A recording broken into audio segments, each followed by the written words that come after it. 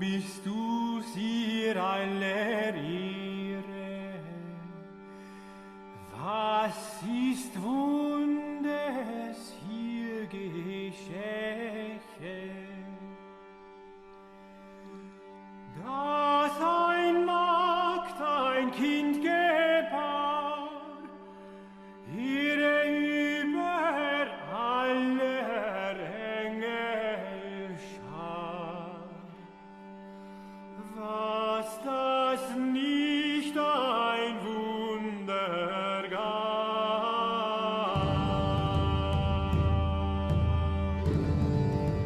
This is The New Right, a podcast for the lost arts, reclaiming the literary holy land from the heathen. I'm here today with my normal co-host, Dan Baltic. Dan Baltic. But we also have our first guest, Matt Lawrence.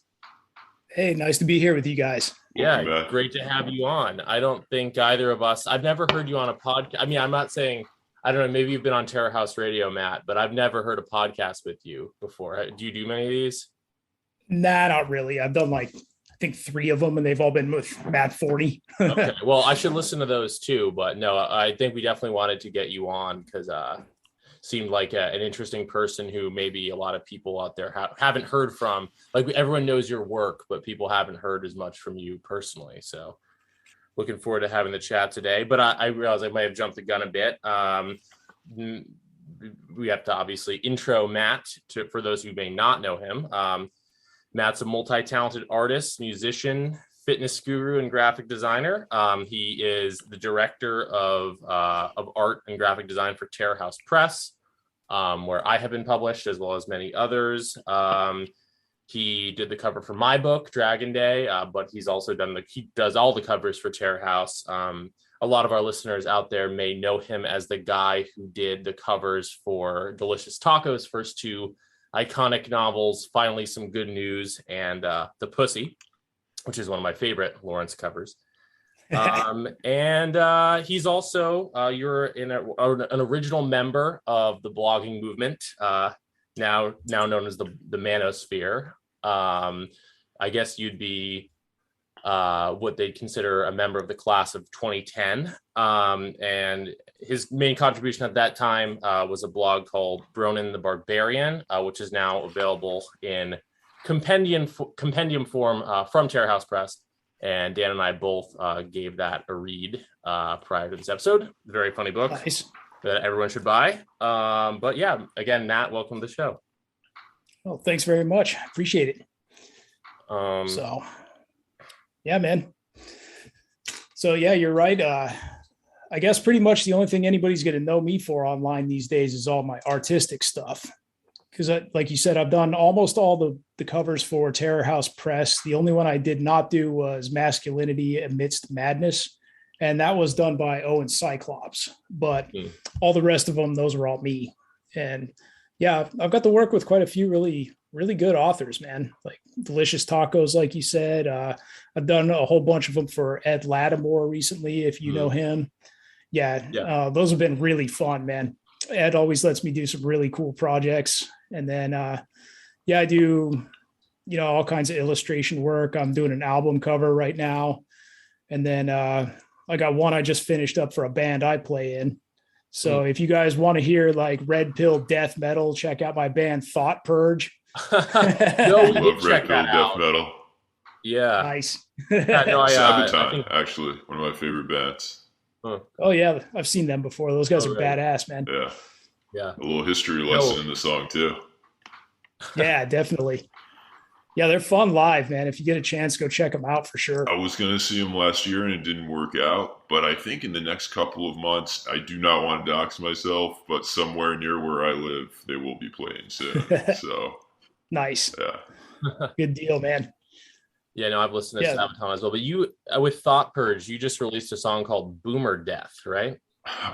That's about a year old. At this point. Sorry, not that new. Yeah. I think that is just a fantastic name for a song, and I assume you did the cover there too. Some good work. I don't know if I'll put this in the recorded version, but we were actually wondering if we use music for bumper music. I don't know if you have any tracks that would be good.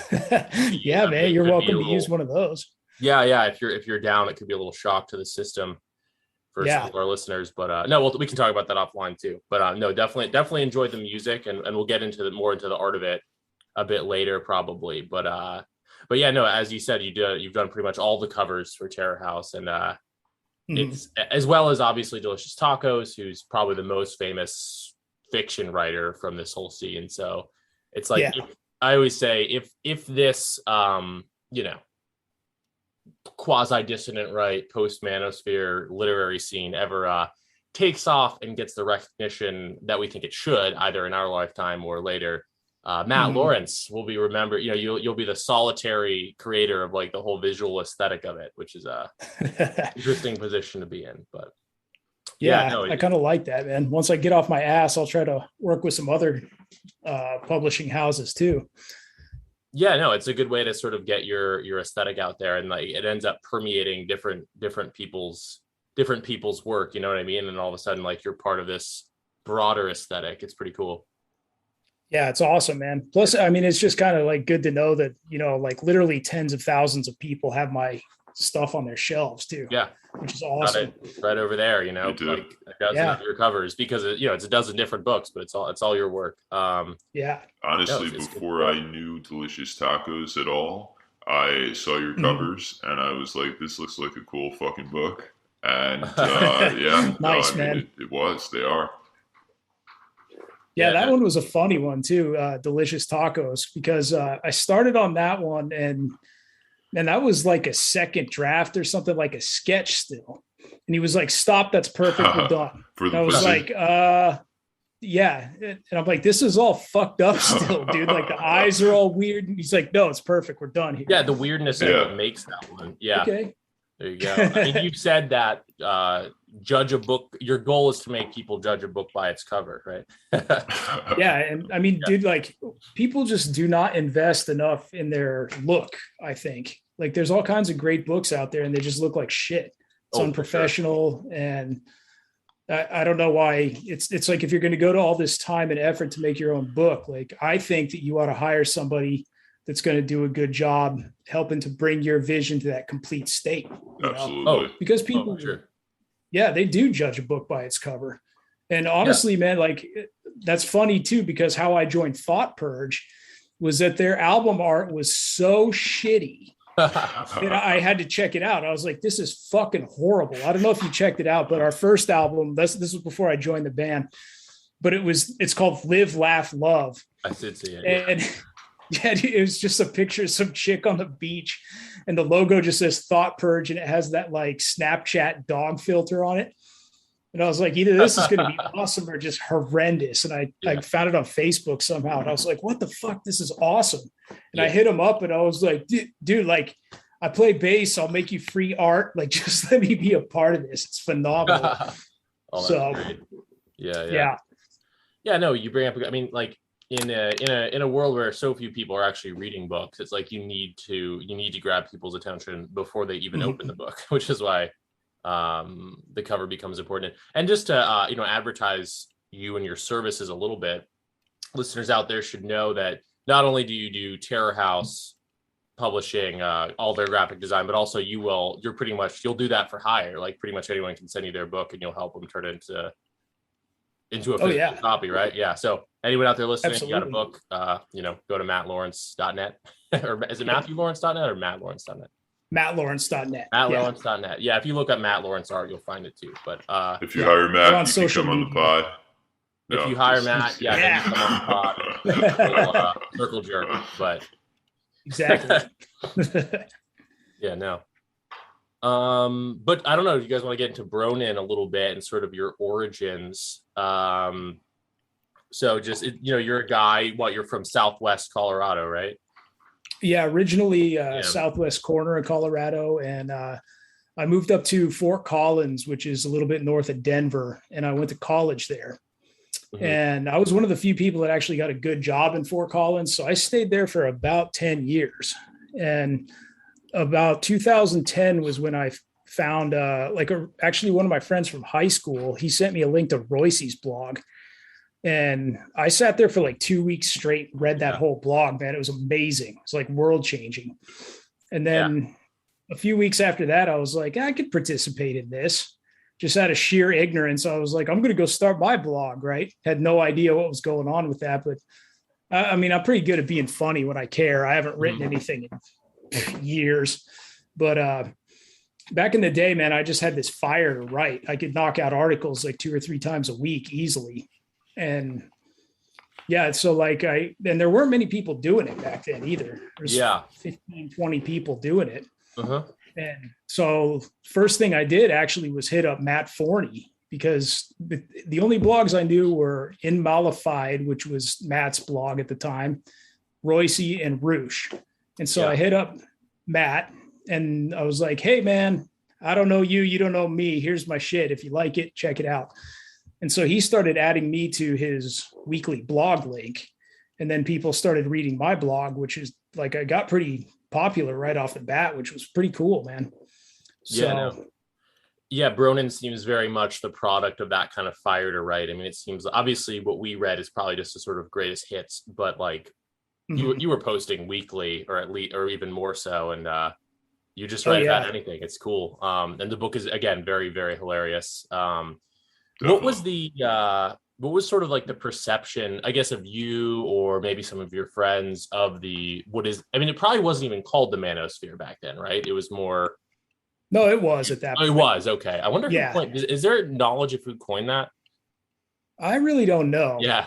I never particularly liked the name. I always thought it was kind of like gay sort of thing, Matt Forney mentions that in the intro to Bronin, and I never had thought of it that way, but it does sound like, I think he calls it, he says it sounds like a gay nightclub. Yeah, dude, definitely. The Manosphere. I guess it's a take on blogosphere, which is also a somewhat cringe word, but names stick, definitely.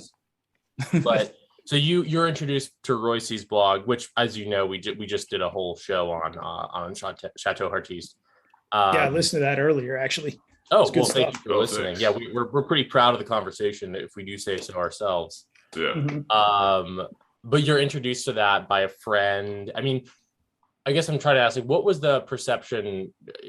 What was your initial perception of the Manosphere? And and those around you, it wasn't the controversial thing it was today, right? It was a little bit more in the realm of some degree of acceptability. It was more like, more underground. It was just more like guys having fun, like a locker room or something. Right. Because right off the bat, I just joined in it. I was like, I could be doing this too. And I thought it was interesting because, like I had a dating life and stuff. I went on a lot of dates and shit. And when I first found Royce, though, it really allowed me to like shore up some of my major problems with dating. Because, I'd go on 20 dates, get laid maybe once, right? Like, what am I doing wrong? I always knew I was doing something wrong, but I'm asking the wrong people. None of my friends were players. They didn't know what was up. And then when I found that, I was like, oh my God, here's the keys to the universe, right? Yeah. It's pretty incredible advice. I mean, it was brilliant. Yeah. And like, I got Roosh's original book, Bang. That was really helpful at the time.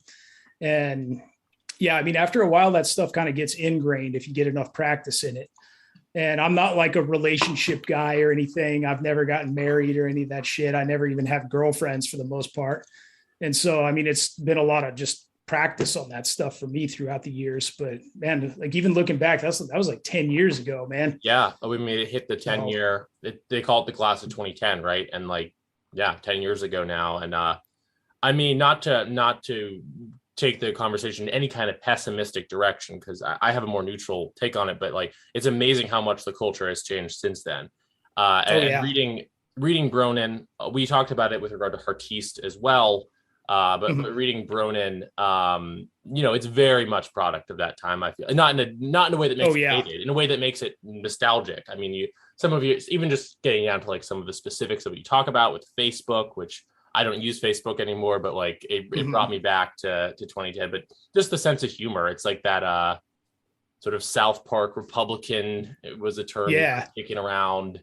That sort of non-PC, not necessarily conservative, but just non-PC humor was just more a part of the culture. And for anyone who misses that, Bronin is definitely worth checking out. But it's not just Bronin, but also like the whole Manosphere kind of seemed to be that, yeah, as you said, like guys having a good time. Like that's when you read any of the old stuff, that's what it feels like. And it didn't definitely. It was easy to see how some of that stuff would become politicized, and maybe there was always a political element, but in contrast with today, like it just seemed like it was kind of chill and a good time. Whereas, leading up to Trump, I don't blame Trump, but just to mark it in time, leading up to Trump and then post-Trump, it's all this friend-enemy distinction, and all of a sudden it's no longer okay just to be a guy trying to get laid, trying to have a good time, etc. Yeah, exactly, man. Yeah. If you read Bronin, then you think about today, or if you read Artiste and then think about today, it really underscores that point about like the sort of cultural shift we've gone through. Mm-hmm. Yes. I mean, to me, that's very much like a good old days sort of thing, because that was before, like, I mean, personally, I hate American culture. I can't stand that shit. Mm-hmm. I moved out of there for a reason, I got out of there before it was too crazy. I live in Thailand now. Yeah. And I've been out here for almost 4 years now. So 3.5. Yeah, dude. And it wasn't the country that I grew up in, I mean, if you'd asked me in 2006, like, where's the best country on earth? Hands down, USA. No questions asked, best place on earth. No desire to leave. Don't need to see anything else. This is it right here. But now it's like, no, not even close. It's way too crazy there, man. Like, yeah. I mean, I don't like being public enemy number one just because I'm a physically fit white dude, like, yeah, that's exactly. Not cool. And like back in the day, we didn't have to worry about that stuff. I mean, like we'd kind of like rag on feminists because that was starting to ramp up, like Tumblr and stuff like that was still a thing. Oh yeah. And so we kind of like, Tumblr. Yeah, but it was still like, it was like some stupid thing that you made fun of at the time, not this like shrieking majority that you see now. So it's like, I mean, I couldn't even write that blog now because people don't want to laugh. Like everything's too serious now. It just wouldn't even make sense. Yeah. So yeah, who would have thought? I know this. Other people have said this. It's not an original point, but like, who would have thought that the Tumblr of it all would have taken over the entire culture? It's disturbing development. That being said, or go on. Sorry. Oh no, go ahead. I was just going to say, that being said, even though in some ways it seems like that those people won the culture war, the battle, so to speak, Manosphere stuff did trickle down a little bit. It's still controversial, a little bit esoteric, but like terms like red pill, beta male and alpha male and game and pickup and all this, even though they're not socially accepted necessarily. But I think that they are. The Manosphere has lived on in this sort of like dark dialectics way under the surface of things. And I do think it has influenced culture and men and women everywhere still. So as bad as things are, it's not like the Manosphere just like got wiped off the map. It just got pushed underground. This kind of way I look at it. Yeah. And I mean, even some of that terminology, man, like I kind of mentor a couple of kids that are like Zoomer age, and they'll say stuff like alpha and beta. And I'm like, man, we came up with that. Yeah, no, for sure. Yeah. Which, I mean, it's kind of cool because it did have an influence on culture for sure. Because it was right. I think I look at it that way. Like there's so much that's stacked against it, but the reason it lives on is because it was, if not right about everything, at least right about a lot, and and pointed out truths that are not socially acceptable, that we can't talk about. So it's still like that. That's always when you suppress, nature, reality, whatever you want to call it, has a way of coming back, and the Manosphere is part of that tradition. 100%. Yeah, exactly. There's so many times I've heard, usually a female friend, say that the alpha beta distinction is based on a biological falsehood, that there's no such thing as alpha and beta biologically. And I'm like, that's, stupid. And and like, and then you say, just which one are you going for? Huh? The culture just wants to deny this. And whether or not there's like a real firm biological definition, we all know what we're talking about. We all, we can all see it in everyday life. yeah, I mean, that's something that you can just eyeball when you're walking down the street, Exactly. So yeah, as much as they don't want to deny it, I've actually got a friend out here, my boy Scott. He's a red pill guy too. And it's funny too, because I met him in the mall one day, and like I just passed by him because he had a little kiosk with his business, and start bullshitting. And he's like, "Hey man, you ever heard of like the red pill?" I was like, "Yeah, dude, I kind of helped invent that shit." And he was like, "What?" And so like I got to talking to him, and when we'd go out, he'd be like telling women about this stuff, like telling them about their, like, from a red pill guy's perspective. And like some of them would be like, "Oh God, you're right. Like that's totally me." Yeah. Yeah. I mean, they like a lot of them haven't even considered this because like, the mainstream media won't tell you about it. Their friends aren't going to talk about it. So when they get hit with this type of truth, they're like, "Oh shit. That's me." Yeah, exactly. And a lot of them, you'll get like blatant denial on their part, but some of them, they're kind of just like, you'll blow their mind. They're like, "Oh man." Yeah. Like, yeah, they'll still deny it, but you can tell, yeah, you got to them a little bit.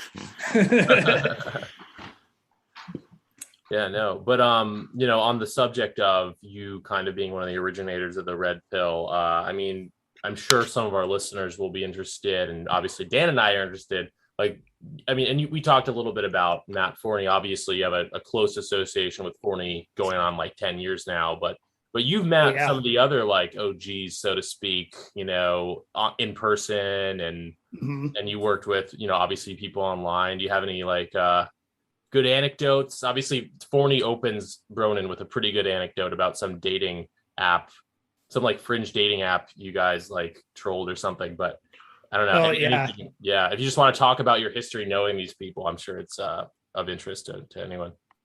Well, that one's probably worth hearing, actually. We had, after a while, we kind of had this little blogger collective where it was like, we kind of had the best of the best, right? And Roosh used to have a forum. I don't know if he still has that.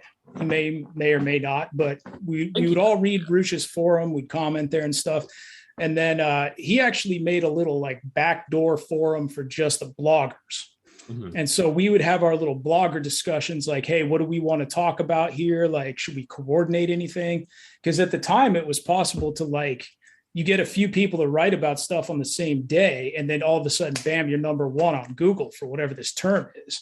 We used to call it Google bombing.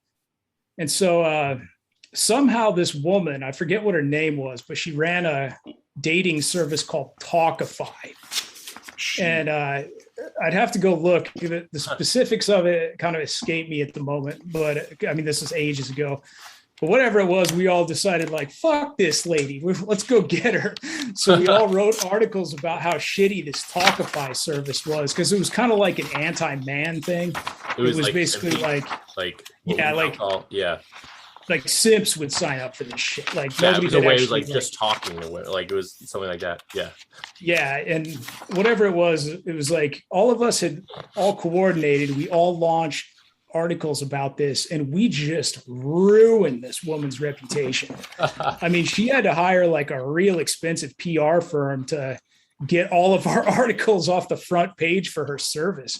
It was hilarious. That is hilarious. I'm not to get into any like IT or like big tech talk of it all, but do you feel like the internet has been like they I feel like it's hard to do that shit nowadays. I don't know if I've never tried. Impossible. I just feel like they've done something with the algorithms. They have more sensors. I don't know. It just seems like that seems so 2010, unfortunately, because it would be great if we could still do that. But yeah, trolling is kind of dead in that regard. But I have to say, so I'm quite a bit younger than you. I'm younger than Dan as well. I didn't get red pilled until like 2018, like really fucking late to the game, honestly. But I do remember some of like these Return of Kings articles, probably because of the Google bombing thing, the Google bombing of it all. I mean, I remember that these articles. I think there's a famous one. I don't remember what the guy's name is, but he has like an Egyptian profile pic about like dating women with eating disorders. Remember that one blew up? Tutmosis. Yeah, right. I remember that guy. I don't think he's around anymore, but yeah, no, I was just saying, even though I was like fucking 13 or something, like a little older than that, but like in 2010, that was pretty young. but I do remember these things breaking the surface in a way that unfortunately I don't think happens anymore. Because again, we're in the age of the, I don't know, friend enemy distinction, where it's no longer all good fun of things rising to the surface and triggering people. Now it's like, you know, yeah, these things get rooted like an out. act of war or something. Yup. No, yeah. Yeah. And it's not even easy to find anymore either, because everything's so censored now. I mean, everything's controlled on the internet. So it'd probably be pretty hard to just run across this stuff if you weren't looking for it. Yeah, I think so. And again, it's just it's file under politics now. You know, it's no longer boys will be boys, it's politics, which isn't, you know, politics is good. It's good to think about things from a political angle, but I mean, I think we're all kind of exhausted on politics by this point, you know, and it's nostalgic for, you know, the golden age, the good old days, you know, just lighthearted Manosphere stuff. Yeah, like back in the day, I couldn't have you know, imagined that sex, dating, and everything would become something that's so like, oh, you're part of a political movement. It was more like, you know, like I remember going on Ruch's forum because I was going on vacation and I wanted to know where to go to hook up with girls. Yeah. And that was just like what it was. It was, you know, it wasn't something, but the culture changed. And when the culture changed, the, you know, the situation changed for guys writing about sex. Yeah. Yeah, like I'd probably be a little bit afraid if I was still in the US to write some of the stuff that I used to write, because I would write about like dates and stuff. Most of that didn't make it into my book because I was thinking about doing a second book of like just my stories, because I got some pretty good stories.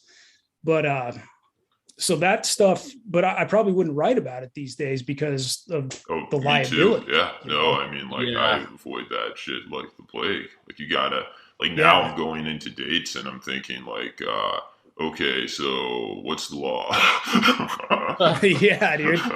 Like another reason why I bailed on America, man. Yeah, like you want to bring in like a camera, like, okay, sign your consent form. Here you go.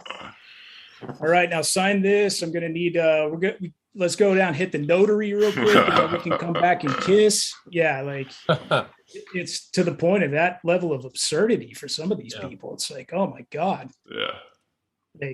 And I know like this is actually funny because this used to be a trope about like, you know, American women suck. That was like a big Manosphere trope. Oh yeah. And at the time I'm like, man, it ain't that bad, right?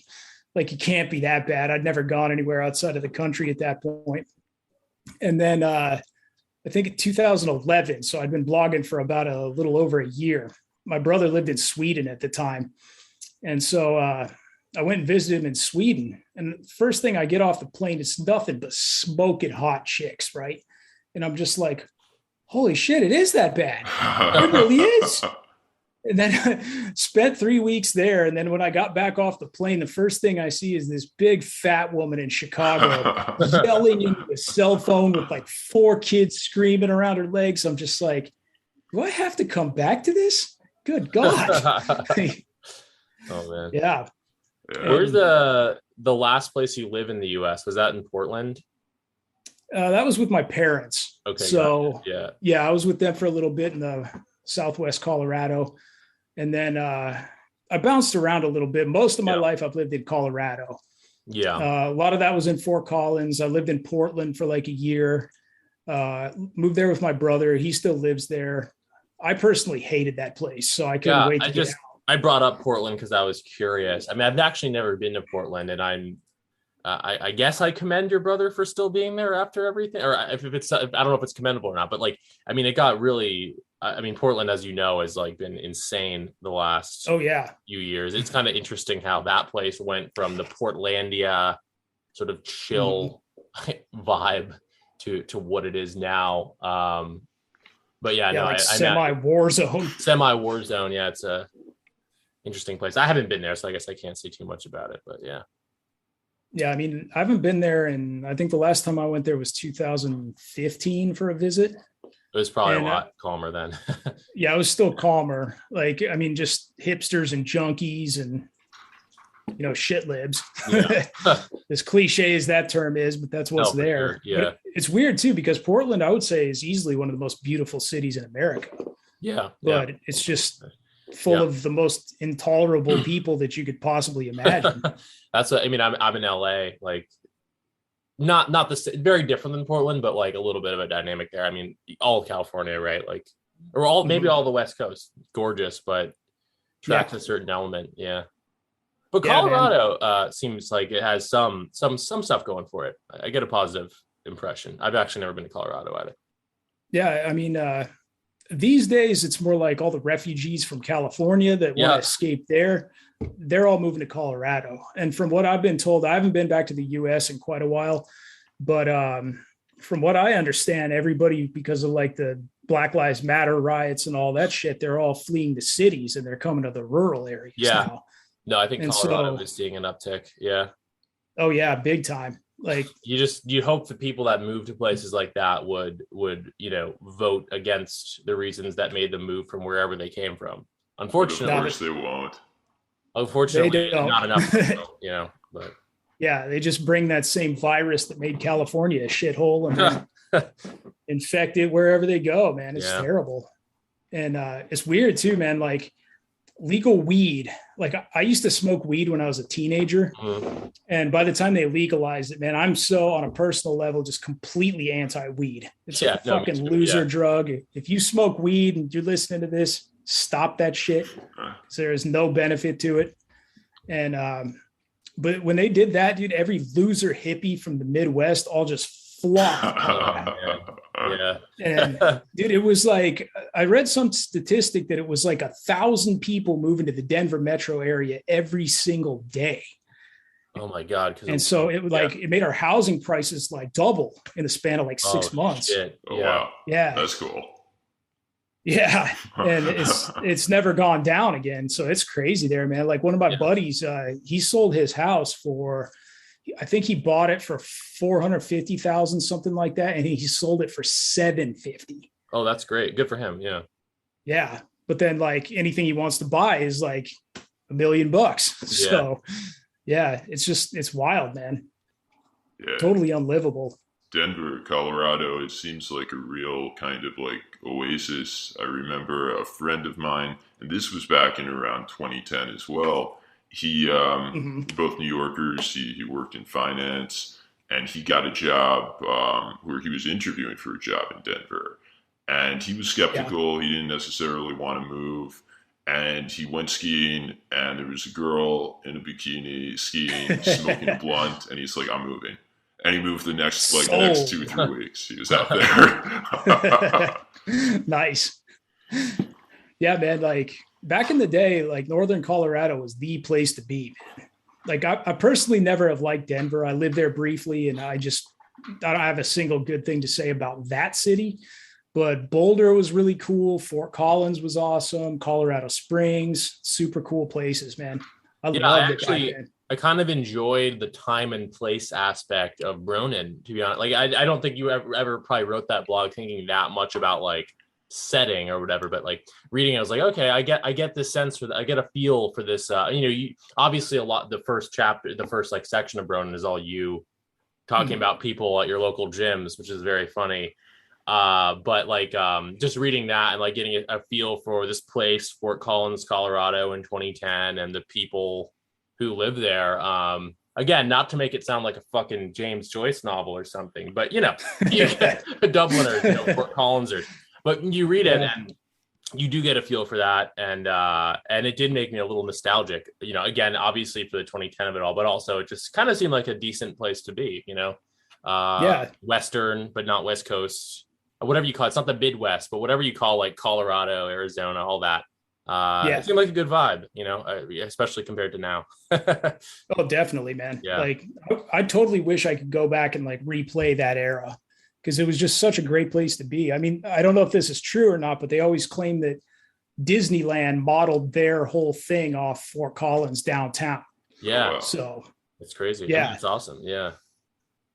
Yeah. It was a really cool place. Like, if you'd been there for a few years, longer than like, your couple years at college, it was a pretty tight knit community. Like, you definitely had your townies. Like if you've ever watched South Park, like of course, yeah, a lot of South Park stuff. Like if you were from that area, man, like that's what they talked about, you know, because those guys were from Boulder. And it was funny too, because there was this one where this guy, like, because I played in bands, and there was a guy in another band that we played with a lot, and he was banging this newscaster's daughter, right? And so South Park did an episode, and her dad was on that. And so I called him up real quick. I was like, yo, your girlfriend's dad's on South Park, bro. And he's like, motherfucker, you're like the 9th guy that's called me in a minute. Oh man, that's funny. So yeah, it was really cool because like you'd watch that show and you'd see all this local shit that you knew about. Yeah. Is Casa Bonita out that direction? Yeah. I've been there before.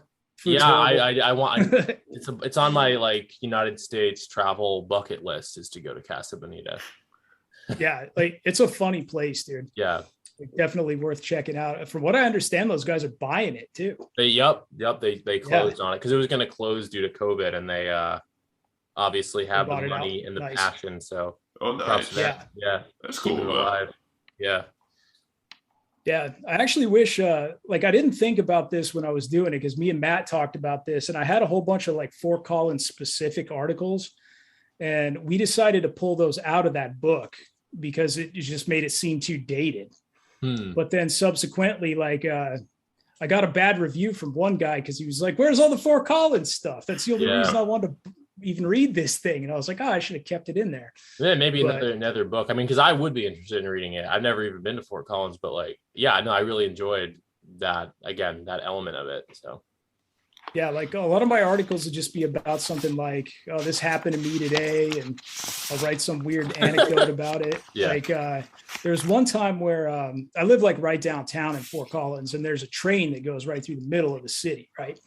And this dude had laid down on the train tracks to kill himself, and which happened about 3 times a year. Oh, geez. And so like this happened to be directly in front of this gas station I used to work at. And so I was riding my bike by, and then I see just this severed head and a body. And the cops are over there talking to him. I was like, and my brother was with me. I was like, is that a fucking severed head over there? What the fuck is that? And I walk as close as I can before the cops start. Hey, what are you doing?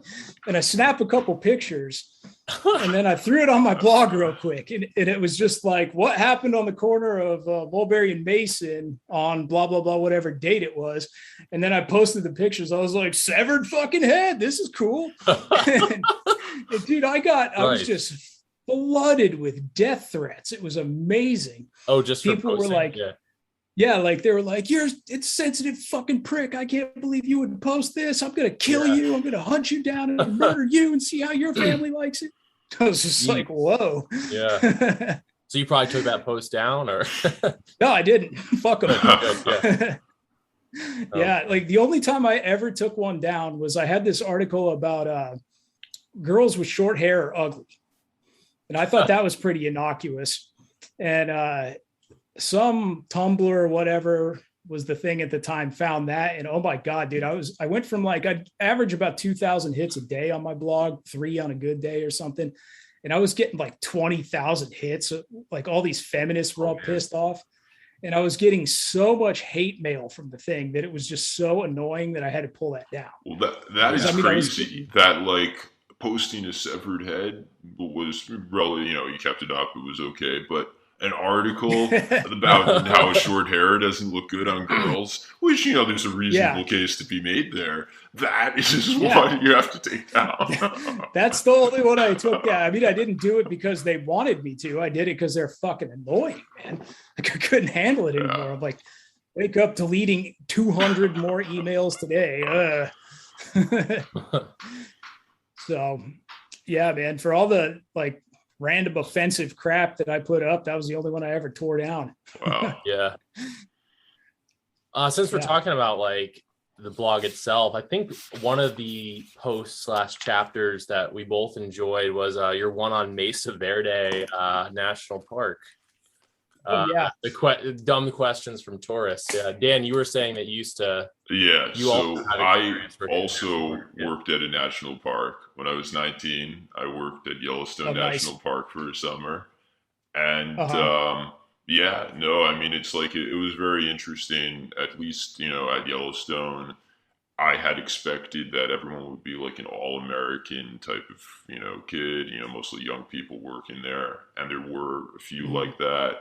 But there were also a lot of guys in their like 30s and 40s who were addicts of some, shape or form, who went there to. I know exactly what you're talking about. Who are there to wash out, dry out because they can't be around any drugs because you're 150 miles away from anything. So like I'm this 19-year-old kid and straight A's in high school, very straight edge. And suddenly I'm like around all these junkies and I'm like, this is an interesting situation. Yeah.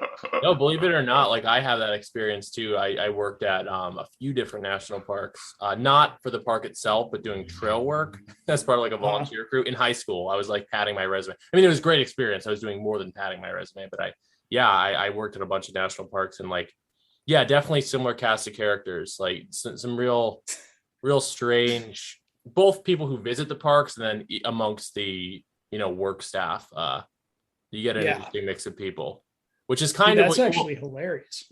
Yeah, your article is more about the dumb tourists, right? But I had those people working there too. Yeah, right. Which is the funny part. Like you guys just totally described the same sort of people that worked at Mesa Verde too. It's a real type. Yeah, so, it's after the summer, I kept in touch with people. And among a class of 100 or 150 people working there, at least one was dead. A couple were in prison. Yeah. Without exaggeration. One guy was in prison because of something he did in the park. It was a good story too. I don't know if I can repeat it. Yeah, dude. We definitely committed multiple federal offenses in the park for sure. Oh, yeah, man. I met these two guys and they were a little bit older than me. One of them was 21, so he could buy us beer and stuff. And his friend, his name was Luke. And Luke had came up from Silver City, New Mexico. His friend Larry dragged him up there so he'd stop smoking crack. And so Luke was this massive crackhead, right? Total fuck up. He was 20, had 2 kids. And by the end of the summer, he had to go back to Silver City because he was such an alcoholic. He's just go home, dude. We can't handle you here. Oh yeah. Yeah. I mean, because there's no, other drugs. People were drinking like crazy, as I recall, at Yellowstone, just hardcore drinking. Yeah, dude, that was quite the adventure. That was also my first idea on how totally just stupid the average boomer is. Yeah. So yeah, I'm probably sure you got to see some of that as well. Definitely. Just let a boomer out of his environment. Yeah. And the staff. The of course. Yeah. Yeah. All the above. Yeah. Mm-hmm. Yeah, the shit that we would get asked was just bizarre, man. Because I didn't work for the park itself. My uncle actually had this little, a food truck up there. And due to a little surveying error, there's this tiny little slice of the Ute Indian Reservation that we had leased from them. And so we had this little tiny bit that you could go off the road onto. And there was a food truck and a little knick-knack jewelry store that this other lady had. And so they would come up and but the Utes, they decided they had a big casino, right? And so they decided to put up this giant fucking billboard advertising their casino, even though to get to that casino you would have had to drive about 50 miles to get to the outside of the park and then drive another 40 miles to the south. So we're talking a good 90 to 100 miles away. And so these tourists would see that billboard, come up to our food truck and be like, is this a casino? Yeah, motherfucker, place your bet. I'll tell you if you won. And they'd ask you if you were native, right? Oh, yeah, all the time. Yeah. And back then, when I was in high school, man, I actually had hair and it was super red and it was long, man. I was a metalhead kid, so I had long hair. And so you got this Northern European, English looking kid with red hair. And dude, like, could I be less Native American? Like, I don't think that's even possible. And sometimes I just tell them yes, because I just fuck with them, right? Yeah. And they'd be like, "Oh, can we take a picture with you?" Yeah, why not, man? Wow, I can't believe we're talking to a real like Ute kid. Like, sure, dude. Oh man, yeah, yeah, that's good stuff. And yeah, it'd always be the same shit too. Like, I don't know if you guys know anything about that culture, but they had these like religious places called a kiva, which was like a pit, and they had like roofs on them at the time, but now it's just open so you could see into it, right? And at least 3 or 4 times a year, a tourist would be backing up to take a picture and fall in the fucking kiva and break their leg. And these things were a pretty good haul. They're like right? the caves in the hills, right? Yeah, it would be like inside that, because it's like an indentation in the hill, and then inside that there's like a little pit dug in it. I've seen pictures. So, yeah, no, it seems pretty cool. But yeah, no, it's actually amazing. Like, if you guys ever get a chance, go check it out. It's definitely really cool. No, I want to. Yeah. No, it's a Mesa Verde, right? Yeah. Yeah. And yeah, it's a cool spot, man. Like, I've never been to Yellowstone, actually, despite it not being that far away. Yeah, I mean, Yellowstone is amazing. It's so big. I mean, it spans 3 states, and like it's just totally, you can see, so many different, aspects of geology and what have you there. Like, they have the geysers, and they have, it's snowing in another part of it. It's like, it's crazy ecology. Nice. Yeah, that's one of the things that I do miss about the States, man, is that the U.S. does have some really great nature stuff. It does. I just went to Yosemite at the beginning of this month, which was incredible. Yeah. Nice. Yeah. Cool. National park system. Good stuff. Yeah, we don't have anything like that. Thailand's fucking dirty, man. That's the only thing I really don't like about this place, is it's polluted and it is nasty. But I bet outside of the cities, though, it's like really pristine. Right? Like outside of Bangkok? I've never really been outside that much. I mean, I've only lived in 4 different places, and that's like Chiang Mai, Phuket. I live in Pattaya now, and then like very briefly in a couple other spots. And I'm probably moving to another place here in a couple of months, just because the lockdowns here, I can't fucking handle it anymore. It's killing me. It's pretty bad in Thailand. Oh, it's ridiculous. Oh, yeah. I guess in Asia in general, it's pretty bad, right? Yeah. Yeah. Like Vietnam's got it even worse. Like I've got several friends, because I used to live in Saigon, and they can't even leave their house. It's been like 2 months where they've been literally locked inside their house. Well, that's crazy. Wow. Like, especially at this stage in the game, like fucking year and a half in. Yeah. Yeah, dude. And it started off being one of the best places to be, because like they just weren't testing anybody. So they're like, oh, we don't have any COVID. And then they actually start testing people, and then it's like all over the place. For sure. And it's like, oh, now we have to deal with all this bullshit. So, yeah, it's dumb, man. Haven't you been able to go to the gym in like 2 months? Oh, geez. Like, inflating over here. Yeah. Wow. You got a home gym set up nowadays? Nah, man, my apartment's tiny. It's a nice place, but I don't have any room. And like, to be totally honest, dude, I fucking hate home workouts. Like, really? People that hate the gym, that's how I feel about working out in my own space. Like, I want to go somewhere, and it's like, I don't know if you've ever worked from home, but sometimes you got to just like change location. Yeah. And like, like, I mean, it took me a long time to be able to work from home, because I'd be like, oh, there's video games, there's my guitar, I'm gonna go pick that shit up and play. Yeah. And like, now I can do it. I got the discipline because I've been working from home for like 10 years. But like, when it comes to the gym, I can't do it, man. I need that change of venue. Okay. I need that new location. So it's like, I'll throw down on some push-ups or something. It's like, I'm literally looking at moving across the entire country to go to the gym. Yeah.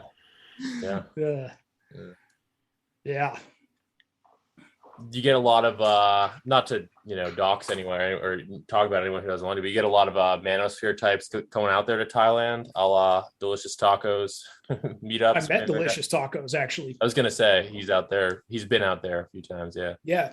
I went and he showed up in Bangkok, and we met with my other friend Rob, who writes 30 Days to X, if you know that. I've heard of it. Yeah, he doesn't really write much. He just mainly does Twitter now. And that was another Terror House book, right? No. Oh, okay. Never mind. Yeah, Rob used to do a bunch of like he was really young when he started blogging. He was like 16 or something. And he started doing like little personal challenges. Like today I'm going to learn affiliate marketing or something like that. But yeah, I've been good friends with him. I knew him through blogging. I've known him since like 2012 or something. He was the one that got me out to Asia originally, actually, because he lived in Saigon. And he was like, yeah, come out here, man. Check it out. See if you like it. And so he popped up from Saigon, and we both met Delicious Tacos and hung out with those guys in Bangkok for the day. And then I took Tacos down here to Pattaya, and I showed him around for a few days. And then he kind of just did whatever else he did. Because I know he went like all over Thailand. Yeah. I think he went to Cambodia too. Yep. Yeah. Yep. So, but yeah, he's a super cool guy, man.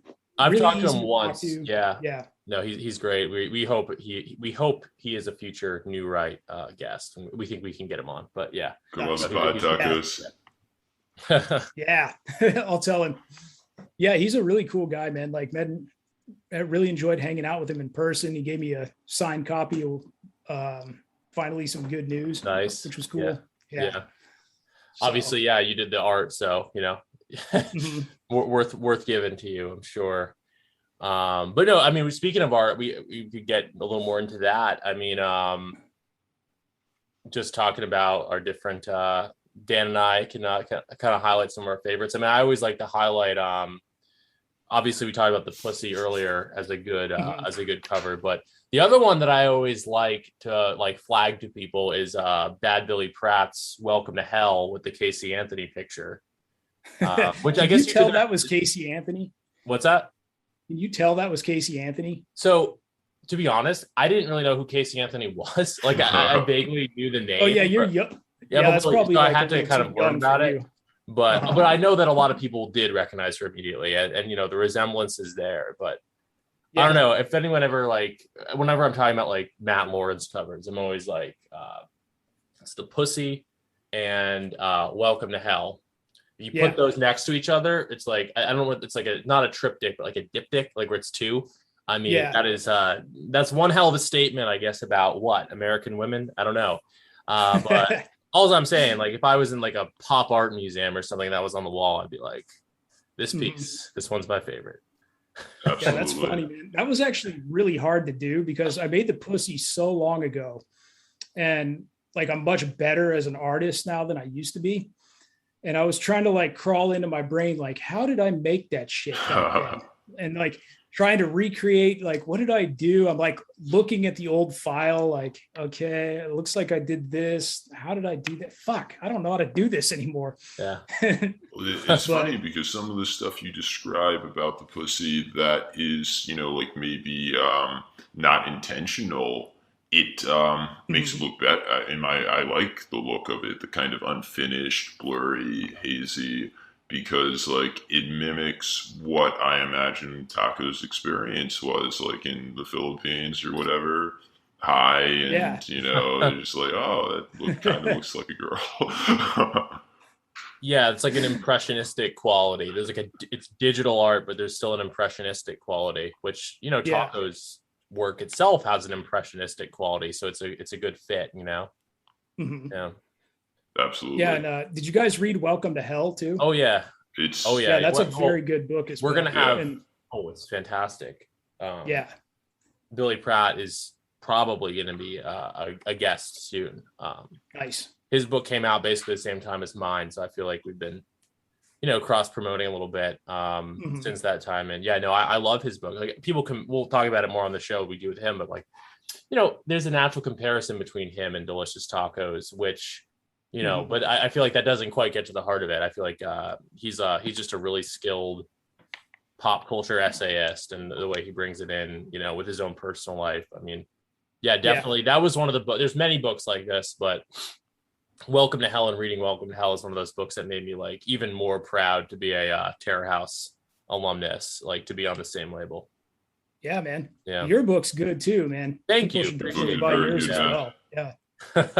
Yeah, I try to read. It doesn't always work out that way, but as I'm doing the layouts for our books, I try to read everybody's stuff. And I really enjoyed yours, Matt. That was good stuff. Oh, thanks so much for saying so, man. I obviously enjoyed the cover as well.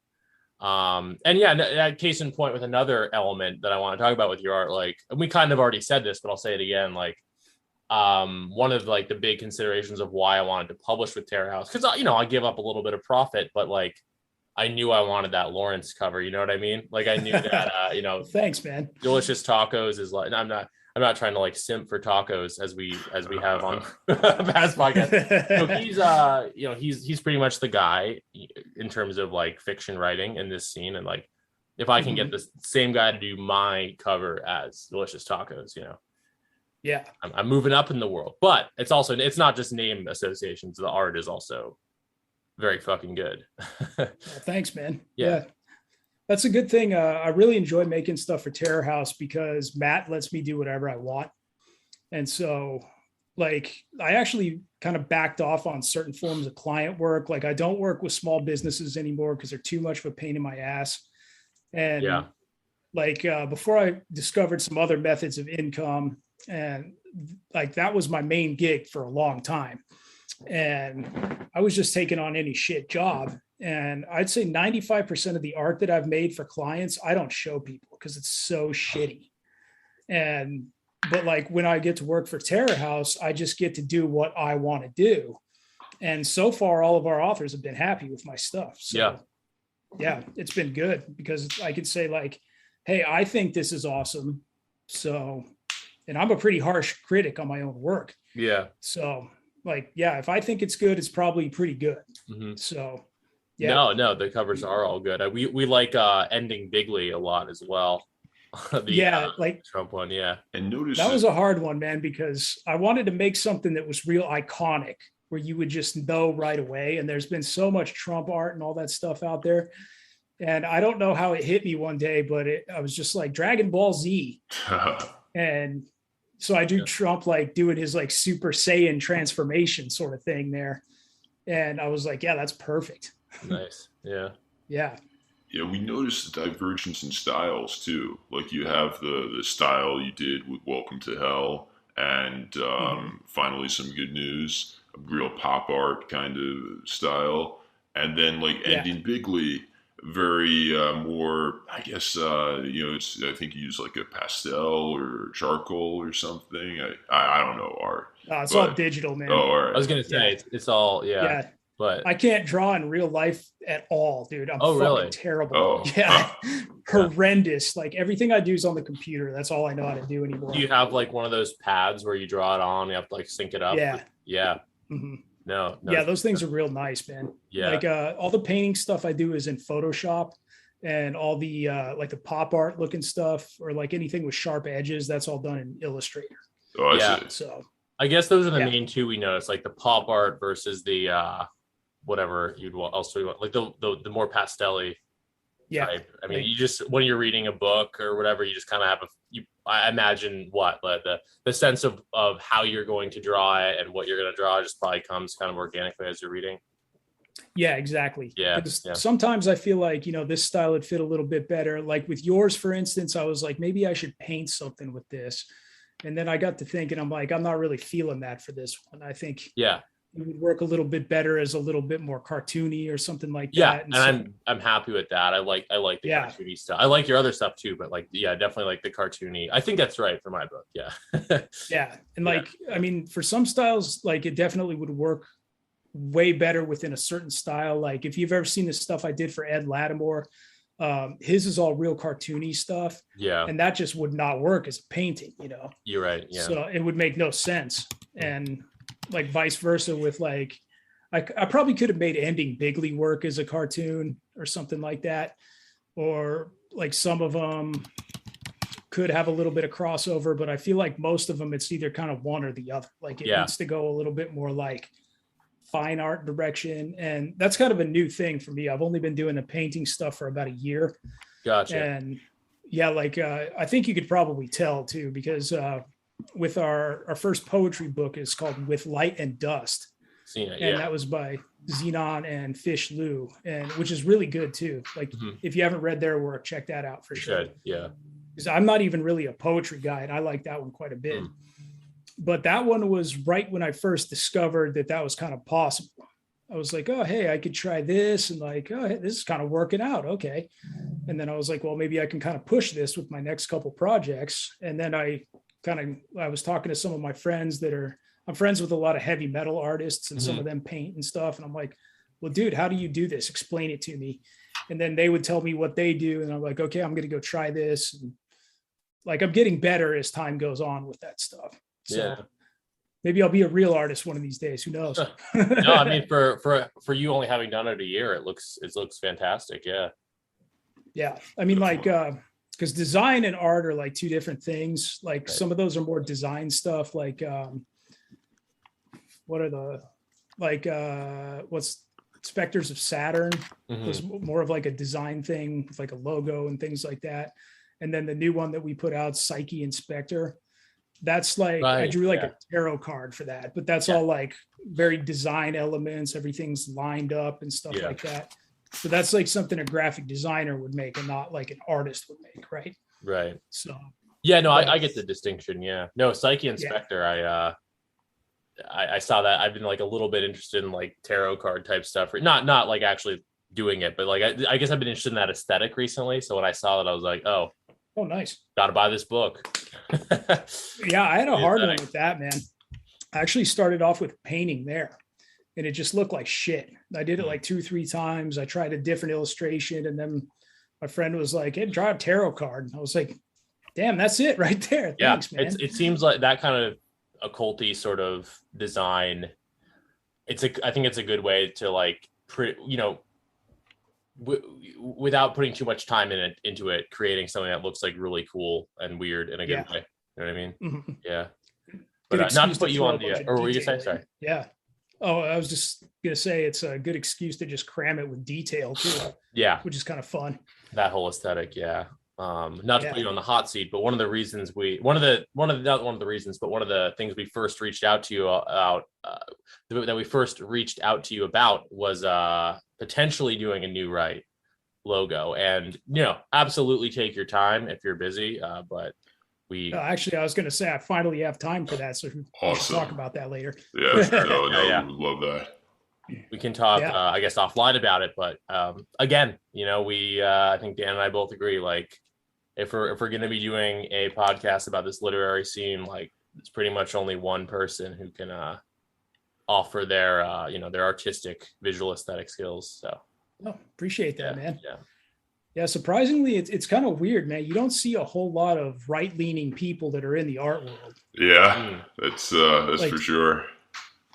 There's some cartoonists, but not much more than that, man. Like we got some damn good cartoonists, like Stone Toss. That guy's hilarious. Yeah. Like what's made by Jim. Ben Garrison. That guy's awesome too.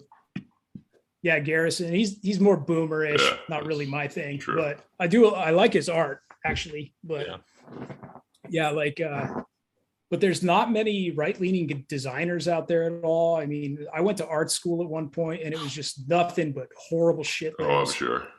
Yeah. Fucking hated those people, dude. Like the entire industry is just full of like disgusting leftists. I mean, that's definitely one of the themes of our podcast. Industry. Yeah. You guys know then. So it's the same thing. The world of both fine art. I don't even know about fine art, but I imagine I don't know too much about the fine art or art world, but if it's anything like the literary world or the entertainment industry, it's like filled with these people who are, on the left and to a radical degree. But that being said, I feel like there's a lot of people who do art who are, right of center or just not, not that liberal. And there's a lot of people who obviously write and want to make films and all that. So that's, it's as with Terror House too. I think that's part of our mission statement is to like be a place where that work can get talked about. Yeah. And we even do like some kind of like post left stuff too. So I mean, we're not even what Terror House. Yeah. So we don't want to like totally pigeonhole ourselves into just being like one thing, but for sure. Yeah, I mean, there's there's a lot of fruitful overlap right now between like certain kinds of post-left people, or just people who are willing to have honest conversations about things, and then people exactly on the right. That's been really good, I think. Not that I'm all about like the red-brown alliance of it all or anything, and not that I'm like a right-wing socialist or whatever people call themselves, but like nevertheless, I think it's been pretty fruitful, like, you know, following like the fall of Bernie Sanders last year. Yeah, like, exactly. Some people are just like, fuck this, like, and then there's a unity of the fringe that happens, and especially for places like Care House and hopefully this podcast as we go forward, like places that where the emphasis is on creativity and art, I think can be a really, really good place for that kind of cross pollination, you know? Yeah, definitely. Yeah. And especially as like mainstream stuff just gets more and more sterile all the time. It's just recycling the same ideas, the same crap. I mean, I won't even go see movies because what's going to be the next movie? Yeah. Some like Marvel bullshit. Like, no. Yeah. No thanks. Again, definitely part of mission is like there's still like so much that can happen, I think, with this like corner of the internet, this space. There's still so much cultivation that can be done, and when the mainstream sucks so much, you know, especially. Yeah, absolutely. I'm actually pretty optimistic. Like, I'm kind of black-pilled politically a lot of the time. Like the political situation in the U.S., like it's no fun. But like culturally, yeah, I think it's almost like those things sometimes, you know, complement each other negatively. It's like if politics suck, which they do right now, you know, people are going to turn to culture and they're going to put their energy in that. I think that's happening a little bit, you know, with COVID and following Trump and everything. So I think. Like, I'm sorry. I mean, people don't have. Go on. Oh, they don't really have like an outlet now. So it's like, what are you going to do besides create? You know. Totally. Yeah. Absolutely. Yeah, I think it to the extent this is a good barometer. I've noticed on dates that women. A year ago, 2 years ago, just, you know, consistently very progressive, very like, I can't say anything. I just, you know, if I want to get laid, I have to shut up. But now, like in the past month to 6 months ago, like they are getting sick of this woke shit, and they'll tell me, and I'm like, great, really? Yeah, I'm like, me too. I'm also sick of, like, and something I've done as a way to kind of attract these women, or, you know, kind of a filter to select for them. And maybe we'll get some hate for this because, like, I know a lot of people don't like the pod, not our pod, but Red Scare. I will mention Red Scare to them. And based on whether they like it or not, that's like a pretty good indicator, in my opinion. Totally. Nice. Yeah. Red Scare is kind of the ground zero for a lot of this. Yeah. Do a lot of people dislike Red Scare? I thought it was I mean, I know that like Anna and Dasha get, like, you know, people insulting them in their replies, like, you know, lots of I mean, I think they get. I didn't think that was though. I thought that was more leftist. Anyway. Oh no, true. I mean, across the board. Yeah. No, they're good. Yeah, we hopefully get Anna on someday. Let's see. That's the dream, right? Yeah. Oh, that's actually good to know the tide's turning, man. Like, I think it is, by the way. I co-sign on that. Like, I'm not on the dating market currently, but just I meet these random women, or even, and guys too, actually, who are like, they'll always like have a bunch of disclaimers, like, not that I think this is a bad thing, but like woke stuff has gone too far. And look, they're not red pill, they're not like on our side necessarily, but like they realize there's big issues with the mainstream narrative. I mean, I think that's coming to a head in a big way right now in the United States. Yeah. People that I like, even like the Nicki Minaj thing, which I didn't even follow that closely. I'm not one of these people who like goes gaga every time some celebrity says something kind of right, but nevertheless, there is a little bit some narrative slippage going on where people are like just over it with regard to a lot of the COVID stuff, and just with regard to woke stuff in general. The mask is slipping for sure. Not in a like totally dramatic way where people are out in the streets, but just in a subtle way where I think very normal, normie type people are just like no longer taking it as seriously, or they're just exhausted. So in that sense, I think there is a cultural shift going on. We'll see where it leads. I dare not be too optimistic. There'll probably be some horrible George Floyd type shit that happens in a few months or something, but Oh yeah, whatever the next false flag is. Yeah. Yeah, I mean, they got to regularly schedule those to keep us in line. So. Sure. But I think that the body of people who feel as if they don't voice it publicly, but they privately go against the mainstream, I feel like that body of people is growing. And a lot of them are like, they're not the type of people that people think are like super based or whatever. Like a lot of them are like sort of IDW types, or they start listening to Ben Shapiro or something. But like people got to start somewhere. Yeah. And I will take that over people who are just mainstream liberal Democrats any day. So exactly. Yeah. No, absolutely. Like this one woman I'm thinking of, she's a doctor, and like she's definitely not red pilled, shall we say? But the whole thing with all the protests and the BLM, this is just like it pisses normal people off, because they she's was telling me like I had to get to work and they wouldn't let me get to work. They closed down the road. And it's like that type of stuff. Yeah, man. For sure. That would be the sort of thing that would red pill normies to some of this. Like, I couldn't get to my damn job. Oh, exactly. No, I've had those conversations for sure. And then people realizing that the way that the media covers it is so duplicitous. And then that makes them realize that that's the way the media covers everything. Yeah. Yeah. I know. I don't know how you could avoid that at this point. It's so in your face, but it's like, I don't know. I think during, the Floyd protests last year, it's like people who saw that, whole sections of cities got wrecked, and then the only coverage from the New York Times and other sources is all this positivity about how great this is. I mean, that'll red pill anyone, I mean, how much more 1984 could you be? Right. Yeah.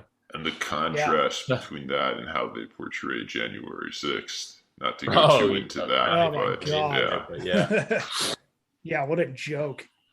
Yeah. You'd think it were the British in 1812. Yeah, right. Worse than that. Yeah, I mean, that's actually kind of good to hear that from you guys, because like I only know two types of people, and that's like extreme leftists and the people that agree with me. And I don't really know anybody that's like boots on the ground seeing some of this shit, right?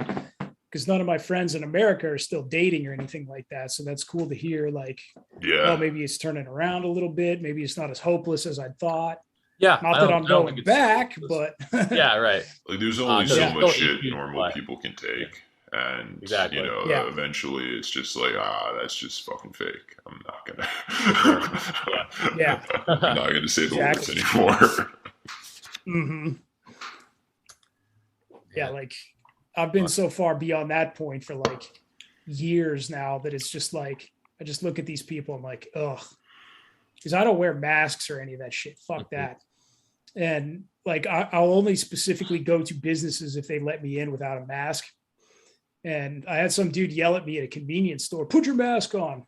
Fuck you, make me. Like, yeah, I'm not doing that. No. So yeah, hopefully people wake up on that shit a little bit, because I think there's just a lot of fatigue setting in for a lot of people. Yeah, a lot of fear mongering. Yeah.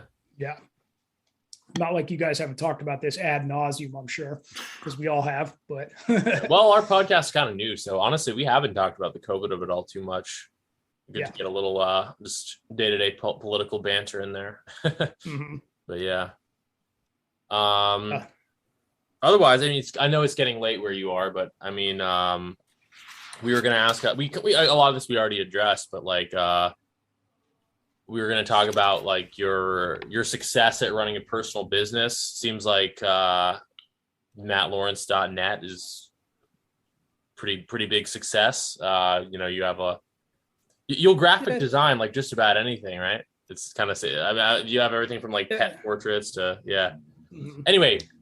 These days, like, I don't know, man. I got success from other places. Like, I don't want to talk about it much, because if you have like my skill set and I tell you about it, you're going to go replicate it in 5 minutes.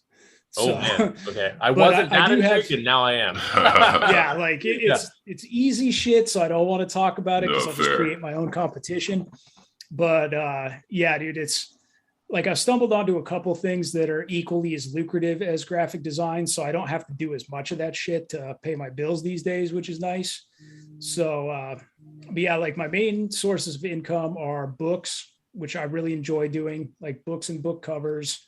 I do band logos and album art if I can. And I don't know if you guys have seen any of my band logo stuff, but I like to do Check it out. those like gigantic, super crazy typographical heavy metal logos, which those are really fun. And then for certain clients, I'll still do other things. Like I manage a couple guys' websites, although I don't really do that stuff much anymore just because I hate it. But yeah, man, yeah, like certain affiliate marketing things are still pretty lucrative. So stuff like that. I dabble in a whole bunch of different things. So it's not like I specifically have to do design anymore, but it's nice because now I can pick and choose about the projects that I want to do instead of having to take on every project because I have to. Right. No, that's a good place to be. Matt and I were talking about how the freedom of it all must be great because we're both, in a certain sense, wages and have to, watch our docs and, lead a kind of double life, as it were. Maybe me more so than Matt, but like you seem like you're pretty free, and that must be awesome. Yeah, it is nice, man. Like, yeah, dox me. I don't give a shit. What are you gonna do? Take away my clients? They all think exactly like I do. Exactly. Like, yeah, like they won't hire me otherwise, or I won't work with them. I mean, I've been asked on a couple occasions to do stuff that I consider morally reprehensible. And I'm like, nah, dude, I'm not making your like gross lefty poster. Go get somebody else to do that shit. Good. So, yeah. And I wouldn't even take on most stuff that's political at all. I do have one friend that I told him I would do his entire political campaign if he went for an office, but he's not quite there yet. So, yeah. But Mayor Delicious Tacos. Yeah. What's that? Mayor Delicious Tacos. California. That's funny because it is somebody that both of us know, actually. But yeah. Oh, dude, I hope that does happen. I look forward to that. If it does, like the campaign posters and whatnot. Oh yeah, dude. Yeah, I would make those awesome. Nice. No, but it seems like a combination of having really good sources of income and also probably living in Thailand too. Yeah, that's been massively helpful. Yeah. Because it's a lot cheaper here. It's probably about half to 2/3 of the cost of the US. Nice. Yeah. Like an average city. So yeah, man. I mean, I don't make like big bucks or anything. I'm like comfortably middle class, I guess. Yeah. That's dope. Yeah.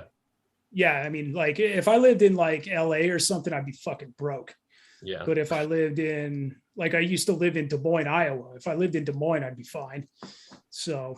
Gotcha. Yeah. Yeah. But yeah, man, like. But you're free and you're free to speak your mind. I feel like that's the dream. Yeah. And, it's tragically hard to come by these days, but. Yeah, dude, it really is. And I feel bad for people that have to play that game, Yeah. And I mean, like, could I have been much more monetarily successful if I did something else? Absolutely. But I mean, the lifestyle that I lead, I'm not interested in a family. I'm not interested in having a house or any of that shit. I'm a super minimalist. I like my alone time. I like doing my creative shit. So what I do works great for me. Awesome. Like, yeah, that's awesome. Like a lot of those old school Manosphere guys, they actually they tapped out of the game. They're all married with kids and stuff now, that's awesome for them. But like certain guys like myself, I mean, I just never really got into that direction, Gotcha. And that allows me to travel around like I do. I mean, I've been parked in Thailand for years. Mm-hmm. I like this place, but if I felt like going to another country and it wasn't stupid hoax fucking virus crap everywhere, then I could pick up and go somewhere. Yeah. Well, yeah, we talked a bit about this on the Heartiste podcast, like on the sort of even in the Manosphere proper, perhaps, but it definitely in like the dissident right and like conservative world, there's a big discussion of like, oh, should everyone get married? Should everyone have kids? And Dan and I sort of talked about with regard to Heartiste, how like the real message there is like, it's not this, it's not the same for everyone. Like you pick your own path, but like the tools of the Manosphere, it sounds gay, but like, the tools that were cultivated by those bloggers, including yourself, The end goal is to just like be able to do whatever you want, to have that freedom, to find that space of being free. And whether that's something you share with the family or not, I mean, I think it's valid. I guess this wasn't on our outline, but I feel like it's a good like concluding question, and not to like anticipate the answer too much based on what we just said, but how much do you feel like the Manosphere influenced the trajectory of your life? Oh, in a huge way, dude. Yeah. Hugely. I mean, like basically that was such a life-changing thing for me at the time. It was like, I don't know. It was like I found something that I always knew was there, but I was lacking. Right. Yeah. Like, because when I was younger and like my early college days, I'd always been hanging out with like leftist punk rockers and shit like that. And I'd always been playing in bands, which I still enjoyed that. But like, I always felt like I kind of wasn't really being true to myself exactly. And then when I found out that stuff, I was like, this is what I should have been doing the whole time. Like I shouldn't have been listening to these guys about being a nice guy and like doing all this like stupid American dream shit that I've been doing. Like this is the path that I wanted to be on, of like controlling my own life here. Because what that did for me was that like the biggest thing I learned is that there's a way to solve your problems if you just know how to ask the right questions. Right. And so like Heartiste really solved all my dating issues. Like after putting some time and effort into that, then I never really had issues with dating again. Yeah. And then it was like, okay, well, what other issues do I have in my life? How do I fix this? Okay, now I need to know that this is a problem. This needs to get fixed. And now I can go find a solution. So it was like, it opened this world of self-improvement up too, you know? Yeah. And then, you know, the ability to connect with like-minded guys too. That was a huge thing too, because the people I was around, it was like, yeah, I'd meet guys that I could kind of hang with, I guess, but nobody I really connected with. And that actually let me kind of cut a bunch of people out of my life too, because like I found like when I was reading Royce, it was like I found this secret key and I want to share this knowledge with my friends. And they were just like, oh my God, you're a horrible person. Like I read this for like 10 minutes and I decided that like, I don't want to talk to you anymore. And I was like, really? Okay, well, fuck you. I'm going to go find some guys that I do want to talk to. And like a lot of those bloggers are still my friends these days too. Yeah. Like good friends too.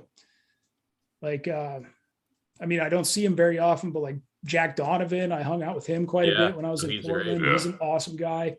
Tanner Guzzi, I met him before, and his wife. They're super cool people. A lot of guys that you wouldn't know. They're all gone now and would like to remain gone. I met Roosh one time. He was cool. I've met Matt Forney several times. Of course. Obviously. Who else? Cernovich that one time. He was actually the first guy I ever met. Oh, really? And then, like way back in the day. Oh. And yeah, like all those the only ones out of that old school DC blogger scene that I didn't meet was actually Royce. But I was kind of quizzing those guys. I was like, so like, what's he like? I was like, is his game bullshit, right? Is this whole thing bullshit or is it the real deal? And they were like, dude, he hooked up with some chicks that he shouldn't have been able to hook up with. His game was good. Because I guess back at the day, he was like early mid 40s or something. Oh yeah. So he was, I mean, he was still hooking up with some hotties apparently. Wow. So yeah. That would, man, I don't even want to speculate about this because I'm not trying to be rude to him, but I guess he must be like in his 50s now. Wow. Hadn't realized that. Yeah. So yeah, I do wish I could have met him because I'd imagine he was probably awesome, but he's always been a little more isolated though, right? Yeah, definitely. Yeah. Like we had him in with that forum that I mentioned, but he never really showed up. I chatted with him briefly a few times, but that was it. So yeah, but Roosh was a cool guy. I don't really follow him much anymore because like the whole religion thing doesn't really do it for me. Right. Yeah. But which I mean, if anybody's into that, like absolutely go for it. Like I think that's awesome. I actually do think spirituality is important for a man. Yeah. But organized religion has never been my thing. So it's like if you kind of get into that territory, I'm like, you kind of lost my attention a little bit. Oh no, I'm kind of in the same boat. Yeah. Yeah. So, but yeah, I mean, that was like a lot of that self-improvement stuff. And it just allowed me to meet guys that I could connect with and learn from too. So I think yeah, man, maybe big influence. maybe it's too simplistic to say, but the embrace of the red pill is an embrace of honesty. And so if you're like willing to be honest and like, say what's what, it's easier to form friendships with people because you're not holding any, bullshit back. Yeah, exactly, man. I think that's a good way to put it. Actually, I've never really thought about it like that, but yeah, that's it. It is a very honest philosophy. Yeah. Yeah. So yeah, hopefully it's been that sort of path for you guys as well. Cause for everybody I know that's taken that direction, it's been a really good thing. For sure. I mean, you hear, obviously we can wrap up the conversation in a second because I feel like we're ending it on a good note here, but like you see people who like, usually if it's more of the political stuff, like the quote unquote red pill will like ruin their life or like they get doxxed or they just don't know how to handle it. But for a lot of people, especially on the more manosphere side, like if you really know how to use the knowledge to your advantage rather than like letting it make you spurg out or something.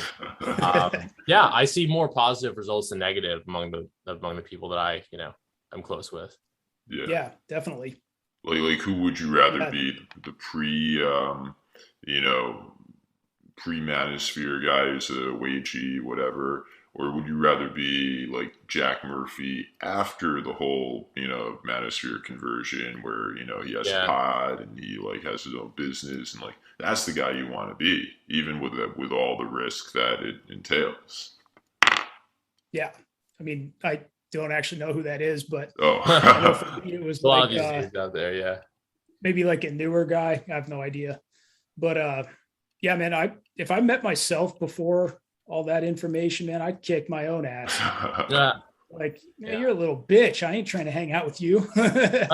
Well, what you said earlier kind of resonated. Like I remember when again, it's such a dated meme, but it's still, there's no better way of putting it. Like when I first got red pilled, that was very much my thought. I was like, why was I wasting my time trying to appeal to these people? And as a writer and as an artist, etc., it's like, why was I trying to fit a square peg in a round hole, trying to like make my work conform to this shit? When this whole time, I found it all after college. So I'd gone, liberal college, trying to fit in there for 4 years, get out. And it's like, I didn't feel like I wasted time. It was all part of my life trajectory. But like, it was like, oh, there's actually an audience out there who wants to read this. I don't have to fucking jump through hoops and like, disguise it, hide it. Yeah. Like deliver the message without actually delivering the message. Yeah. There's actually a scene out there. And I think it's kind of interesting with you, Matt, because like you have this association with punk rock and like hardcore and stuff. It's like, I feel like the manosphere and this post-manosphere literary scene, it's a scene like that. It's a scene that emerges in opposition to it's like almost a cliche thing to say, but like it's, as someone who's liked punk rock and all that my whole life, like it really speaks to me. Like this is one of those scenes. And that's, I grew up kind of thinking like, that's where a lot of great, and I think correctly, that's where a lot of great art comes from, is these underground movements that are made when, the powers that, when it's not, the funding isn't there from the powers that be, so to speak. So exactly. It's actually fantastic. I mean, not that I'm not like fetishizing having a small audience, and I do have a pretty small audience, but like it's pretty fantastic to be part of it. It's like genuinely edgy, underground, a little bit dangerous. I wouldn't have it any other way. Yeah. And I mean, the reason, I'm sorry, Matt, go on. Oh, no, that was it. Just agree. I was going to say, and the reason why, we're all doing it is not for the money, because as you say, there isn't really much money. It's because we want to do it. And that's where good art comes from. When you're not doing it because some big company says, like, we need you to produce something that will get by our censors. It's when someone is just like, I only have 5 free hours this week and I'm going to spend it writing because I have an idea that I want to get out there. Yeah. And like, that is why we do the good art. 100%. Yeah, man, exactly. And that's always what's appealed to me. I mean, since I was a kid, I mean, back in the day, it used to be, you know, the Republicans and the PMRC and the Christians keeping you down. Yeah. And now it's like the exact opposite, right? Yeah. So Yeah. like Now it's Yeah, like it's like, being okay, a Christian is punk rock. yeah, it's like counterculture now. It's so weird. It is weird. It's like, yeah. I grew up around a bunch of Christians and Hicks. And I'm like, I fucking hate Christians and I hate Hicks. And now I'm like, man, where's those cowboys at? I need to go chill with those guys. Yeah. Like, oh, you're into Jesus? Right on. You're not going to try and make me trans. Cool. Yeah, it's weird, man. But Definitely. yeah, I do think it's produced some really good counterculture stuff. For sure. Yeah. And interesting what counterculture is nowadays. So, Definitely. yeah. Now we just got to make sure we have a bigger audience.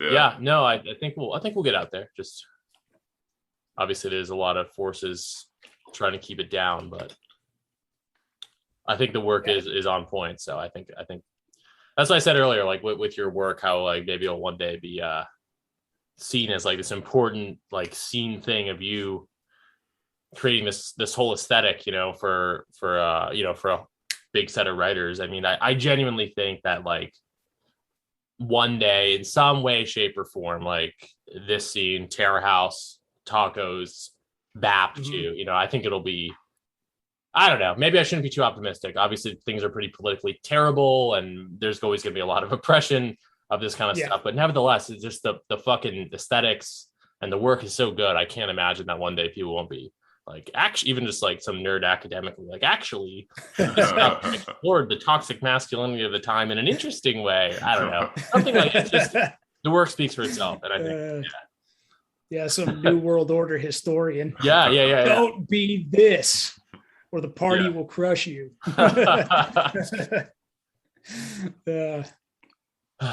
All right, well, guys. That about wraps it up. Yeah, unless Dan, if you have anything to add, or Matt, of course, if you have anything to add or anything you want to promote. But thank you for coming on. Yeah, thanks, Matt. Thank you guys. It's been a pleasure talking with you. Definitely. And check out terrorhousepress.com. You can see my work. You can read Matt's excellent book, my own book, our many other awesome books. We got a ton now. I think we're up to 31 books now, and we do at least one a month. So it's always new stuff coming out. It's great stuff. And go listen to my band, Thought Purge. Thoughtpurge.bandcamp.com. And that's THOT, by the way. Oh, there we go. Yeah. Yeah, thought like that hoe over there. Thought Purge. Oh, yeah. No, good stuff. Yeah. Yeah. We'll have a new album in about a month. Awesome. So you guys can listen to that. Awesome. Our hit single, Karen, Let Me See My Kids. That's literally a song title. Oh, that's great. No, I will check it out for sure.